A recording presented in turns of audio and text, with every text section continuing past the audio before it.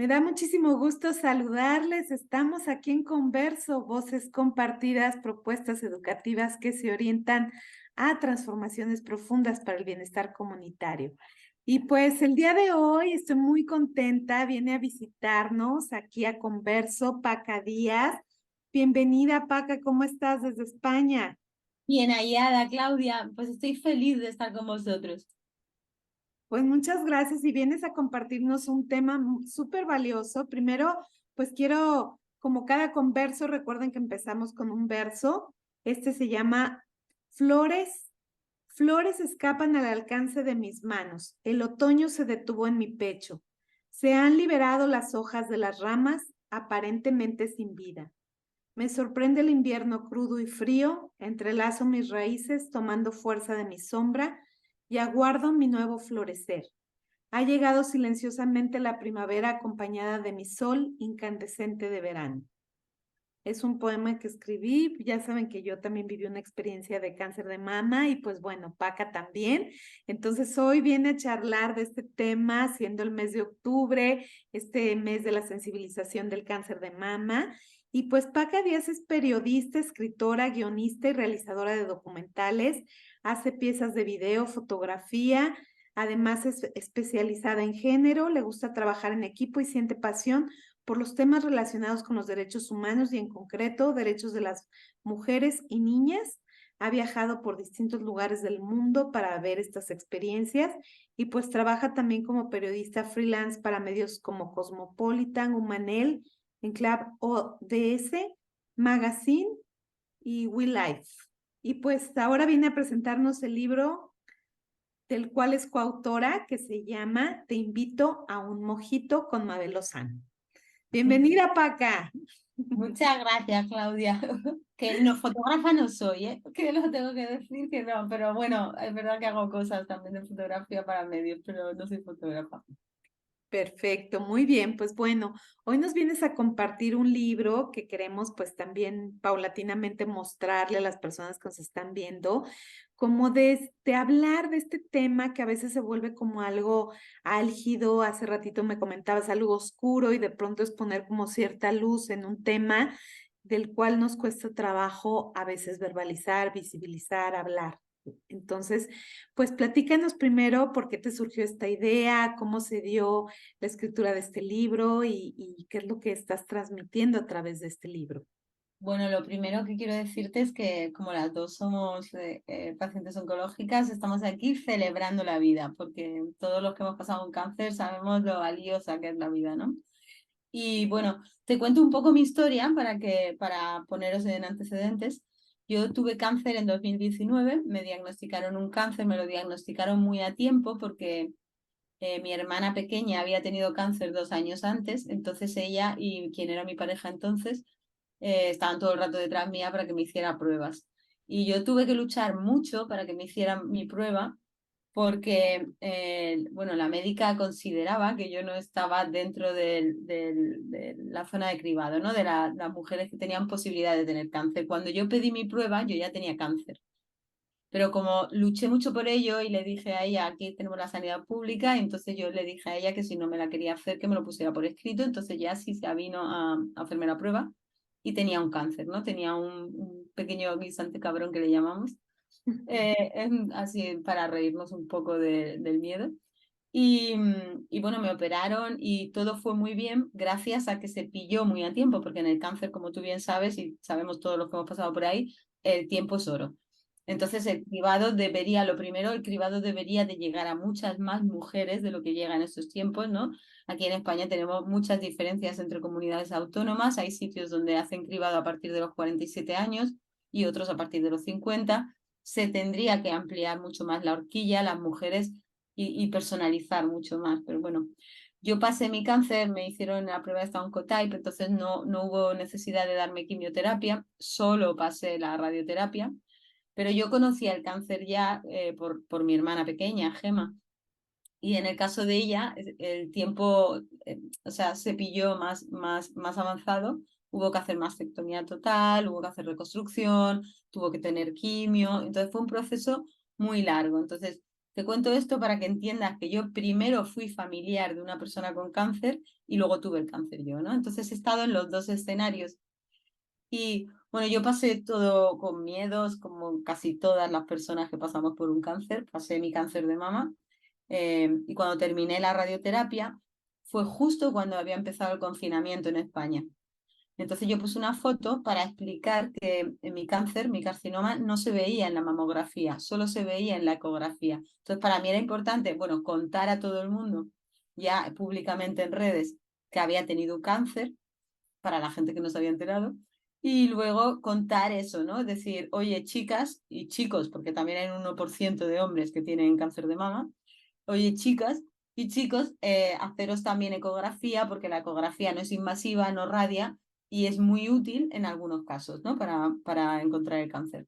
Y justo vio mi post Mabel Lozano, que es directora de documentales, muy conocida aquí, creo que en México también, ella ama México también como yo. Y entonces ella lo vio y me llamó. Yo la había entrevistado hace una semana y ella no sabía nada todavía del cáncer. Entonces me llamó para ver cómo estaba. Estuvimos charlando, le conté que todo bien, tal cual. Y entonces ella, al final de la conversación, yo le dije, ¿cuánto tiempo hace que no te haces una mamografía, no? Y me dijo, pues es verdad que hace tiempo. Y llamó, pidió una cita y le pasó exactamente como a mí. Su oncólogo decía que su cáncer y el mío eran primos hermanos, pero a ella le pasó en pleno confinamiento, así que imagínate cómo era. Ella estaba sola siempre, no podía ir ni su marido, ni su madre ni siquiera lo sabía porque ella no podía ver a su madre, entonces no decidió no contárselo hasta que pudiera verla cara a cara. Entonces para ella no tenía esa red que se suele montar en el cáncer de mama, no sé tu experiencia, pero yo por mi experiencia y la de mi hermana, enseguida se hace una red de sororidad entre las mujeres y nos pasamos mucha información, nos cuidamos, nos ayudamos un montón. Pero Mabel no tenía esa red porque estaba solita, ella la operaron sola en el hospital. Y el título del libro, Te invito a mojitos, porque a ella el anestesista le dijo, ella le dijo, te puedo dejar mi móvil, que era la manera en la que se comunicaba con su marido, conmigo, con algunas amigas y tal. Le dijo, te lo puedo dejar para que me lo guardes. Y le dijo él, claro, vente conmigo a quirófano que te invito a un mojito. Y ella le hizo reír eso mucho, luego me lo contó, nos partíamos de risa. Y ella me propuso escribir este libro con toda esa información que íbamos recopilando, que yo había recopilado, que mi hermana había recopilado previamente y que ella misma fue recopilando, ¿no? Me dijo, vamos a hacer un libro que sirva a las mujeres. Nosotras tenemos un sentido del humor, tanto Mabel como yo como mi hermana, tenemos mucho sentido del humor y un poco negro. Entonces vimos que la mayoría de los libros eran muy oscuros. Entonces nosotras decidimos hacer un libro que pusiera luz, que fuera muy útil, o sea, recomendamos desde el sujetador más barato y más cómodo para después de la operación, hasta las cremas que realmente sirven. Hablamos de sexo, hablamos de cuidados, hablamos de feminismo, hablamos de un montón de cosas muy útiles para las mujeres. Entonces, Claro. y para también, o sea, aparte de para las pacientes, para los familiares y el entorno. Porque ya te digo que yo antes fui familiar y sé lo mal que se pasa, lo poco que sabes ayudar, porque no tienes mucha idea, ¿no? Te pilla tú quieres hacer el bien, por ejemplo, yo a mi hermana le decía, no llores, no llores, todo va a ir bien. Cuando en realidad, cuando una persona está mal, lo que hay que hacer es dejarla que llore Claro. y que suelte, ¿no? Entonces, eso también me lo enseñaron porque hay una cosa que me gustaría recordar ahora y es que el 19 de octubre se celebra el Día Mundial de la lucha contra el cáncer de mama en todo el mundo, pero el 13 de octubre se celebra el Día Mundial del Cáncer de Mama Metastásico. Y Ujú. hay que hablar de las mujeres con cáncer de mama metastásico, que son un porcentaje más pequeño, pero que no tiene curación y que necesitamos investigación para que siga habiendo esperanza y siga habiendo vida.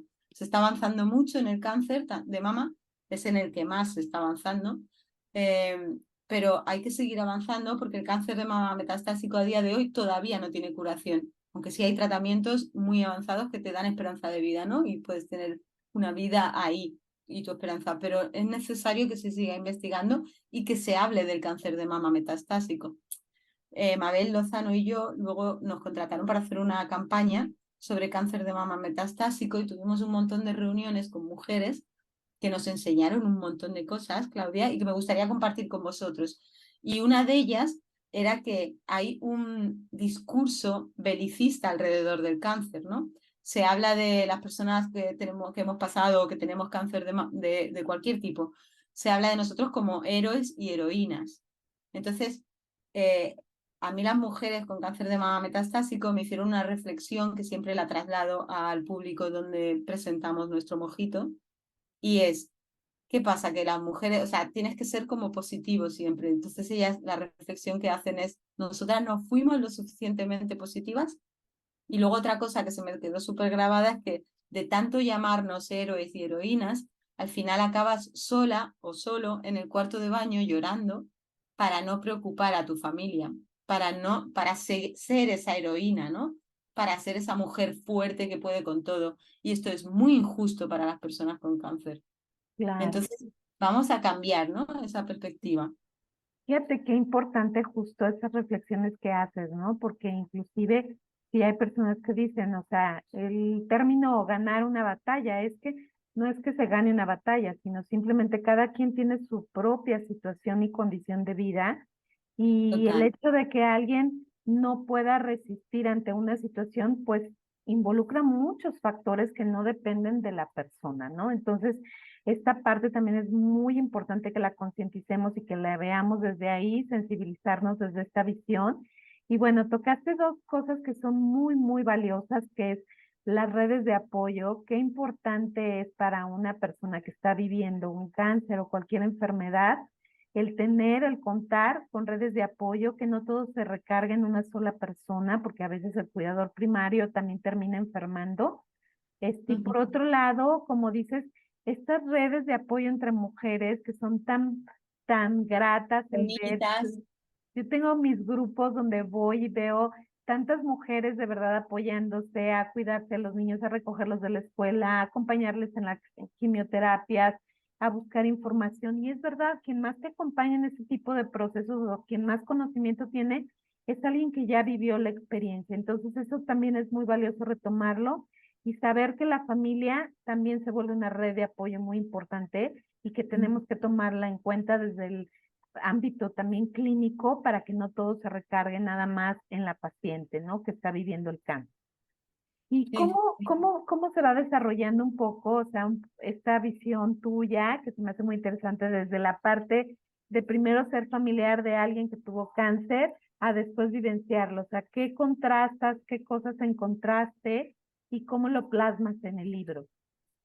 bueno, en el libro yo cuento toda mi historia y Mabel cuenta la suya. Son capítulos, cada una va contando su historia. Y yo cuento pues que para mí fue mucho más duro el caso de mi hermana, porque era mi hermana pequeña, además ella tiene una hija, y porque era el primer caso de cáncer dentro de la familia, porque yo no tenía ni idea. Yo había hecho muchos reportajes sobre cáncer y creía que sabía, pero realmente hasta que no ves la enfermedad de cerca y le toca a alguien muy querido por ti, no entiendes la dimensión del cáncer. Esto también era importante para nosotras en el libro, plasmar el tabú que hay alrededor del cáncer, ¿no? Que hay gente bueno, que te pregunta, pues, ¿y cómo estás de lo tuyo, no? De lo tuyo no, del cáncer. ¿Cómo estoy del cáncer, no? Hay que verbalizar más la palabra cáncer, hay que hablar de ello. Yo cuento en el libro cómo fue acompañar a mi hermana. Yo me pegué a mi hermana, le pedí por favor que me dejara acompañarla a los tratamientos, a todo lo que ella. Entonces, recuerdo que los jueves, por ejemplo, era el día de su quimioterapia. Entonces, los jueves todos los medios con los que yo trabajaba sabían que yo no estaba para nadie, porque era mi día para mi hermana. Y luego nos íbamos juntas a comer. Y para nosotras era una manera de hacer algo que es muy duro, hacerlo un poco especial. Había días que ella no tenía mucha hambre, pero nos íbamos a un sitio a probar alguna comidita que a ella le gustara, algún platillo así rico. Y bueno, así por lo menos comía un rato, charlábamos, nos dábamos mimos. Yo aprendí muchísimo de ella, muchísimo. Yo aprendí de ella que cuando estás al lado de una persona con cáncer, no puedes empujarla ni puedes tirar de ella. Tienes que ponerte a su lado y acompañarla. Que la voluntad de la persona con cáncer sea lo más importante. Que no la agobies, que no la agobies con tus cuidados, que no la agobies porque tendemos a sobreproteger. Y no, la persona tiene que estar empoderada. Yo creo que eso también es una cosa que me parece fascinante de nuestro libro, que es que te ayuda a empoderarte como paciente, como, ¿sabes? Como a darte fuerza, a aprender a cómo tienes que enfocar en consulta, ¿no? Porque a veces tú llegas a la consulta y estás tan asustada, aunque seas periodista y aunque seas primera ministra de Finlandia, estás muy asustada porque ves la muerte de cerca, ¿no? Entonces, por ejemplo, nosotros damos consejos tipo, apunta todo antes y llévate tu lista y no tengas ninguna vergüenza porque es tu derecho como paciente preguntar todo lo que tienes en tu lista, tus dudas, ¿no? A mí me entran muchas mujeres por Instagram, sobre todo, que están leyendo el libro. Bueno, y me entró una pareja, me escribió el chico, que él le había comprado el libro a su novia, y entonces en quimio, él era quien la acompañaba a ella a quimio, y él le leía, le iba leyendo el mojito. Dice, a veces nos reímos, porque es un libro que tiene puntos divertidos, ¿no? Dice, otras veces lloramos, ¿no? Porque también hay puntos muy emotivos de nuestras historias. Dice, pero a ella le encanta y es como que todo le ayuda, ¿no? Le suma, le suma. Entonces eso era. Y luego yo con mi experiencia, pues mi experiencia, o sea, entre comillas, porque el cáncer siempre es una mierda, pero entre comillas, mi experiencia fue el mejor escenario posible, ¿no? Solamente tuve. Y con todo eso, Claudia, yo luego, nuestro cáncer, tanto el de mi hermana como el de Mabel como el mío, era hormonodependiente. Entonces luego hemos tenido que tomar esos tratamientos hormonales que son los que hicieron que la curva de muerte disminuyera en el cáncer. O sea, hoy el riesgo de una mujer de padecer cáncer de mama a lo largo de su vida es como de 1 de cada 8 mujeres, pero antes morían entre 8 mujeres de cada 10 y ahora casi 9 mujeres de cada 10 tienen una esperanza de vida 5 años altísima, ¿no? Entonces, hemos cambiado las tornas y lo hemos cambiado gracias a esos tratamientos hormonales, pero son muy duros y tienen muchos efectos secundarios. No sé si tú los has tomado. Sí, claro, el tamoxifeno y El bueno, sí, tamoxifeno, sí. ajá. Y sí va dando, creo que esta parte que señalas ¿A, también es valioso, ¿no? O sea, a no es solamente cuánto tiempo te lo has tenido que tomar tú? 5 años, de hecho me lo acaban de quitar apenas, yo lo tuve Ay, a mí me queda desde. 1 año, Claudia. Sí, estamos casi igual, pero bueno, y es difícil, ¿eh? A mí cuando me lo retiraron, mis estados emocionales se vieron como muy alterados. Y me explicaba la psiquiatra que a veces los médicos no te explican que también el mismo tamoxifeno como que anestesia un poco las emociones. Entonces, cuando te lo quitan así de golpe, pues todo el desbordamiento emocional se viene también en ti, ¿no? En cada persona es distinto, pues, pero son situaciones que no nos platican y que es Claro. importante también conocer que esto no nada más nos lleva a una situación de lo que se vivió, sino que quedan secuelas por los mismos procesos de tratamiento y que a veces hay secuelas que son a largo plazo, porque hay gente que incluso pierde sensibilidad en las yemas de sus dedos, o sea, hay neuropatías, otro tipo de complicaciones que se van dando también por los mismos tratamientos, ¿verdad? Efectivamente, para nosotras también era muy importante en el libro contar todos esos efectos secundarios, o muchos de ellos, porque es imposible abarcarlos todos, pero advertir, ¿no? Y esa también es una parte de empoderamiento, porque yo recuerdo cuando empecé a tomar el tamoxifeno, a mí me cambió mucho el carácter, me provocó una menopausia química y entonces estaba desbordada de emociones y lo que me querían dar en consulta era ansiolíticos o antidepresivos y me negué porque yo no quería ansiolíticos y antidepresivos que me durmieran, yo quería afrontar mis problemas, saber cómo gestionarlos. Y se puede hacer. Se puede Claro. hacer también la pérdida de fuerza, no sé tu caso, pero en mi caso yo noté mucho la radioterapia, la pérdida de fuerza, o sea, luego el dolor de articulaciones, hubo un momento en que ya no me podía levantar. Entonces, yo te cuento cosas que me han servido por si alguna mujer lo oye y está tan perdida como estaba yo, que sepa, yo los sofocos me los he quitado con acupuntura. La medicina tradicional china tiene en cuenta la menopausia de la mujer mucho y la acupuntura sirve para tratar mucho. Yo tenía sofocos que no me dejaban dormir y con 6 sesiones de acupuntura se quitaron. Entonces, es una herramienta que está ahí. Luego, por ejemplo, el aumento de peso y el dolor de articulaciones lo controlé a través del ayuno terapéutico. O sea, tiene que ser con médicos, tiene que ser con personas que sepan y tal, pero hay centros, hay retiros y aparte hay retiros también que son baratos porque la gente hace una labor social increíble en ese sentido y Yo, por ejemplo, hago una vez al año, estuve en la clínica Butchinger, que es una clínica muy conocida aquí en España, haciendo un reportaje y descubrí que al hacer ayuno terapéutico 8 días se me quitaban los dolores de articulaciones. Yo llegó un momento en que tomaba todos los días antiinflamatorios muy potentes que te hacen daño al hígado Mm. y sin embargo, a través de la alimentación y también con el ayuno intermitente, he conseguido no tener dolores de articulaciones. Yo a día de hoy no tomo antiinflamatorios desde hace mucho tiempo. Claro. Entonces, todo eso lo contamos. O, por ejemplo, a Mabel y a mí nos dio capsulitis adhesiva en el hombro justo donde nos habían operado. Entonces, el médico, a las dos, cada una en su sitio, porque yo vivía en Galicia entonces y Mabel en Madrid, nos dijo, ah, no, no, pero no tiene nada que ver con el cáncer. Pero luego en webs de Estados Unidos, que hay webs súper interesantes sobre el cáncer con mucha información, ahí vimos que sí que estaba relacionado y que sí que los médicos ya lo estaban relacionando, ¿no? Y la fisioterapeuta Marta, que fue la Marta Lozano, que fue quien me curó a mí, ella me dijo, yo tengo muchos casos y no es casualidad esto. Entonces, la casualitis adhesiva, por ejemplo, se previene con ejercicio. Yo ahora hago yoga y pilates casi todas las semanas, pues 5 veces o así, y he conseguido volver a recuperar mi cuerpo, volver a recuperar mi fuerza, volver a recuperar mi sentido del humor, volver a mí, que Claro. para las pacientes con cáncer de mama yo creo que es un objetivo súper importante, ¿no?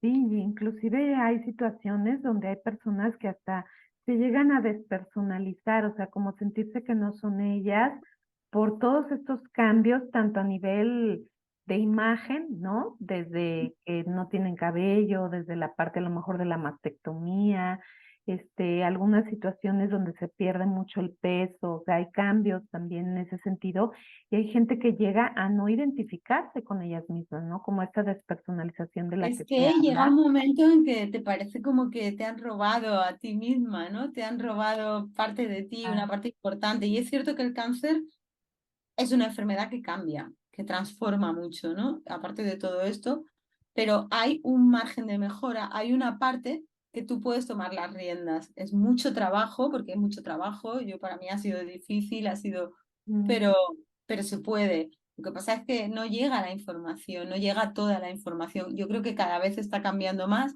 Hoy entrevistaba a una oncóloga, Eva Ciruelos, que es una genia de la oncología, investigadora, es una mujer muy potente aquí en España, y ella me hablaba de todos los avances y tal, y también de los avances en cuanto a seguimiento, en cuanto a tener en cuenta estos efectos secundarios, en cuanto a tener en cuenta la importancia del ejercicio físico y la alimentación en los temas oncológicos, porque mi hermana, o sea, nosotras hemos preguntado, bueno, ¿y qué tenemos que comer? Y te decían, pues come de todo, no comas muchas grasas.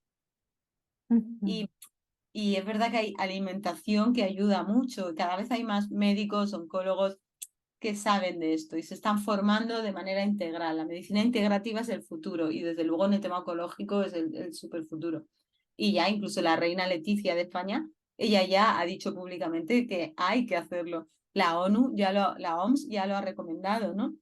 Ha recomendado medicina integrativa para tratar el cáncer. El cáncer es una enfermedad, o sea, el cáncer de mama ya es el primer tipo de cáncer diagnosticado en todo el mundo.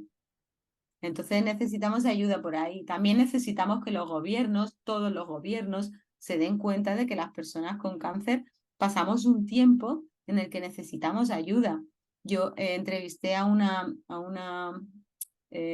una escritora que había ganado el Pulitzer norteamericana que escribió un libro, se llama Anne Boyer, y escribió un libro que se llama Desmorir, que lo recomiendo muchísimo. Y ella explica, por ejemplo, cómo en Estados Unidos las mujeres que no tienen pareja es que se mueren porque no tienen recursos para pagar todo el tratamiento médico. Esto no puede pasar en el siglo XXI, en ¿No? ningún Y país. sabes que yo creo que esta visión es muy importante, esto que señalas, porque pues desde esta visión interseccional, por ejemplo, en México, pues claro que vemos muchas violencias a nivel estructural. Esta parte en donde todavía se tardan tiempo en recibir a las pacientes, en darles el tratamiento y el tiempo, pues tú sabes que cuenta muchísimo, ¿no? Oro, Entonces, oro puro. entonces, en ese sentido, creo que cada vez nos tenemos que sensibilizar más a que ninguna mujer debería de morir por esta situación del cáncer de mama, porque es algo que se puede prevenir, que se puede atender, sobre todo cuando es en tiempo. Y qué mejor que verlo, pues nosotras a lo mejor si en algún momento tuvimos un tipo de atención, hay personas que están en atención pública, donde se tardan tiempo en atender, donde a veces no hay el tratamiento completo, donde no hay el acompañamiento, donde hay personas que a lo mejor ni siquiera tienen un conocimiento de que requieren un acompañamiento emocional. Entonces, toda esta visión desde esta interseccionalidad hay que verla, ¿no? Hacia todos los rubros y ver cómo podemos ir contribuyendo para que cada vez se rompa este sesgo que hay todavía de estos extremos y que finalmente nos afectan pues a todas las mujeres y a todas las familias, porque una mujer siendo cuidadora de una familia enferma y enferma el sistema también familiar. Sí, sí, totalmente. Y aparte hay que romper una lanza también en favor de los hombres cuidadores, ¿no? Y decir que se puede ser cuidador y que ser cuidador te hace ser mejor. Claro. Fíjate qué importante que tocas ese tema.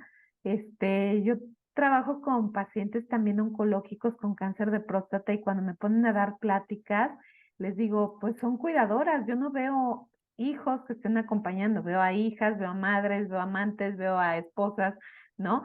Pero no veo hombres que estén acompañando y les digo, ya hay que abrir esa parte, hay que concientizar a los hombres a que acompañen. ¿Cómo te Sí, fue? ¿Cómo te fue a ti en ese proceso de acompañamiento, por ejemplo, por parte de la imagen masculina? bueno, en mi caso, mi pareja de entonces, ya no estamos juntos, pero mi pareja de entonces, él era un gran cuidador y él es un hombre como muy varonil, muy masculino, como es en la imagen que tenemos, ¿no? El estereotipo, y sin embargo luego es un cuidador, está súper conectado con los cuidados y tal. Entonces yo a él lo ponía, en el libro hablo mucho de él y lo pongo siempre como ejemplo, ¿no? De que se puede ser un hombre sexy, atractivo y gran cuidador. Entonces yo creo que eso para él, o sea, le hacía sentirse mejor, le hacía estar más conectado conmigo y tal. Y para mí fue como un regalo totalmente, o sea. Y muchos hombres que han leído el libro luego se han acercado, porque ellos han tenido pareja y tal, y se han acercado y me han dicho que se han dado cuenta de que no lo habían hecho todo lo que podían, ¿no?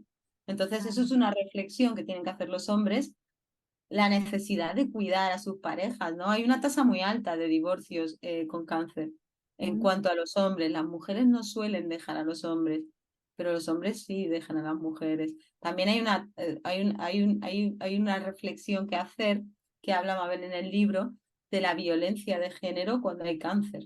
Porque claro, el cáncer es el escenario perfecto para un maltratador, porque ve a la mujer más baja de ánimos que nunca, con la autoestima tocada, con miedo, y entonces imagínate estar con un maltratador y que te toque un cáncer. Entonces claro. también como sociedad deberíamos, incluso los médicos, o sea, para detectar esa violencia, porque se puede detectar también en consulta primaria, entonces, y oncológica, entonces hay una reflexión también que hacer sobre el tema de la violencia de género y el cáncer, y en concreto el cáncer de mama, porque claro, en la Fundación Sandra Ibarra es una mujer muy conocida en España porque ella pasó cáncer muy jovencita, era una modelo famosa, y ella habló del cáncer antes de que se hablara libremente del cáncer, ¿no? Como ahora, que se habla con menos tabú, aunque todavía quedan, pero se habla con menos tabú. Y Sandra Ibarra le contaba a Mabel bueno, que tenían casos de mujeres a las que les decían, es que das asco con esa, ya no tienes ni pecho. Ujú, Es muy claro. bestia, o sea, este tema es muy bestia porque, claro, es como el escenario maravilloso para el maltratador, es una pesadilla para la mujer maltratada. Incluso desde esa perspectiva de género de la que señalas, ¿no? ¿Cuántas veces también las mujeres se privan de seguir teniendo una vida erótica porque ya no tienen una pareja y supeditan su placer a la pareja? Cuando pueden tener situaciones de autoestimulación, momento donde puedan explorar otras áreas de su propio cuerpo, ¿no? Reconciliarse con su imagen corporal, recuperar esta autonomía erótica primero y vemos cómo puede influir esto. Entonces, qué importante esto que nos dices, porque también hay hombres que a veces no saben cómo acercarse a la mujer y lo hemos visto en parejas de mujeres con cáncer que dicen, es que sí me quiero acercar, pero no quiero parecer pues atrevido o a lo mejor si se siente mal o no sé cómo acercarme. O sea, hay también situaciones donde ellos tienen que aprender a verbalizar sus Sí. necesidades y sus estados emocionales, ¿verdad? Sí, pero como hablábamos antes en el tema del acompañamiento, ¿no? A una persona con cáncer, yo creo que ahí es la mujer la que tiene que ir decidiendo sus tiempos, porque aparte cada una tenemos nuestros tiempos, ¿no? Creo que hay algo muy bonito que es compartir los cuidados, o sea, para los hombres que nos escuchen y que estén interesados, eh, cuidar a tu pareja, a esa mujer, eso es una manera muy bonita de volverse a vincular, ¿no? Y de darle tiempo y espacio a ella para que, ¿sabes? Hay cosas que puedes hacer como darle un masaje en los pies con un aceite sin ninguna intención sexual, sino simplemente para cuidar, acariciar el pecho operado, por ejemplo, darle ahí un masajito que viene muy bien para la cicatriz y tal, tocar. Luego utilizar el sentido del humor, yo creo que es clave en el cuidado, ¿no? Utilizar el sentido del humor para un poco ayudar a la persona a sobrellevar mejor las cosas. Esto nosotros lo practicábamos mucho y yo qué sé, por ejemplo, cuando vienen esos síntomas de los tratamientos en los que a lo mejor te cambian un poco el sentido del humor y tal, pues con sentido del humor y con paciencia se pueden conseguir muchas cosas. Luego de la sexualidad también hay que hablar, que claro, cuando te provocan la menopausia, luego hay síntomas como la sequedad vaginal que hay que tratar y hay muchas cosas que se pueden hacer. Hay lubricantes, hay aceites, hay un montón de cosas que se pueden hacer y bueno, luego está el tema de la aceptación, ¿no? Hay una parte que tienes que aceptar que ha cambiado, pero hay muchas cosas que se pueden hacer para revertir ese cambio o para acostumbrarte con ese cambio, pues si tienes que usar lubricante, el lubricante es muy divertido en las relaciones sexuales, puede serlo. Entonces, aprender a jugar un poco con tu sexualidad, o sea, y empoderarte con ella y disfrutarla, ¿no? Porque, como hablábamos al principio, eh, cualquier persona que ha pasado por cáncer sabe que hay que celebrar la vida, ¿no? Entonces, la sexualidad es una parte de esa celebración, o debería de serlo, creo. Claro, pues por supuesto, y esta parte, ¿no? Yo les digo, hay que hacer el amor con los rayos del sol, con la Sí, lluvia, con la la luz de luna la y la luna, luna. ¿verdad? Hay tantas formas de seguir viviendo desde la ternura, como bien dices, desde este cuidado de caricias, Total. sutiles, de abrazos. Hay muchas formas donde se puede tener esta vivencia erótica que no necesariamente hablamos de la cuestión genital. Entonces, No, y es pues una maravilla, Claudia, cuando te reconectas con tu cuerpo, con tu sexualidad, es una maravilla, es que te sientes como florecer, ¿no? Otra vez. Entonces, bueno, debe de ser uno de nuestros objetivos, ¿no? En nuestra celebración de vida, uno de ellas es la celebración de vida sexual, a florecer todas. claro. Oye, Paca, y bueno, ¿qué te gustaría como dejar de mensaje? Por ejemplo, me gustaría así como, primero, en el entorno de familia. ¿Qué cosas son como algunos elementos que tenemos así que tomar en cuenta como para acompañar en una situación de cáncer? Pues yo creo que eso, lo que hablábamos antes, el dar espacio a la persona con cáncer para que marque sus tiempos y estar acompañándole, ¿no? Recordar siempre el tema de si hay que llorar, se llora, como decía Pau Donés, llorar es de valientes y llorar es muy bueno y abrazar es buenísimo. Entonces, si tu persona amada llora, abrázala y llora con ella o no, o simplemente os quedáis ahí abrazados y que suelte toda la pena y todo, porque se pasa mucha tristeza y mucho miedo. O sea, yo ahora voy a publicar un reportaje en Cosmopolitan hablando de mi experiencia personal y cuento en él que yo me especialicé en contar mi caso y que la gente no se preocupara y yo sonreía todo el rato y ahora mirándolo con perspectiva me doy cuenta que quizás tenía que haber llorado más. Yo no soy muy de llorar, entonces me cuesta y tal, pero ya me he reconectado mucho más con mis emociones. También es cierto que el cáncer tiene una parte de enseñanza que te pone todo en perspectiva, ya sabes qué es lo importante y qué no. Entonces también te puede servir, aunque ya te digo que me parece una porquería el cáncer, o sea, no me parece nada agradable de él, pero sí que la experiencia que vives te puede servir para sentirte mejor en el mundo al final. Claro. Y bueno, como en la parte creo que también de esta sensibilización que hacemos en la sociedad, el ponernos esas gafas rosas, que significa también mirar desde esta empatía. No Sí. sé si quisieras como darles también como alguna recomendación, que justo este libro Y, tiene mucho bueno, que ver en ese sentido, ¿no? bueno, te voy a enseñar el libro. Mira qué Sí. bonito. Es que es súper bonito, es un pecho y luego estamos Mabel y yo charlando con nuestro atleta en medio. Que también me da mucha rabia que no podamos enseñar nuestros pezones en las redes sociales porque me parece que los pezones femeninos son el demonio. Y no es así. Somos mamíferos y todos tenemos pechos y los pechos alimentan a nuestros hijos y a los hijos del futuro. Entonces ya podían dejar de prohibir las tetas femeninas en las redes sociales, pero bueno.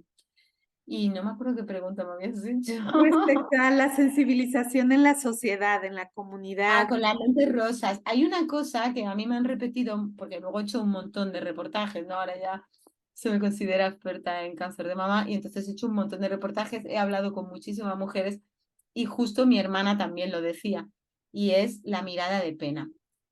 A las personas con cáncer no nos gusta la mirada de pena y sabemos que no se hace con mala intención, que se hace desde el amor, pero cuando veas a una mujer sin pelo, con turbante, que tú sepas que es probable que tenga cáncer, trata de no mirarla con pena, trata de mirarla con admiración como poco, porque está haciendo su camino y es un momento complicado y bueno, no hay que presionarla ni nada, pero si podemos intentar evitar esa mirada de pena, puede ayudar a un montón de personas.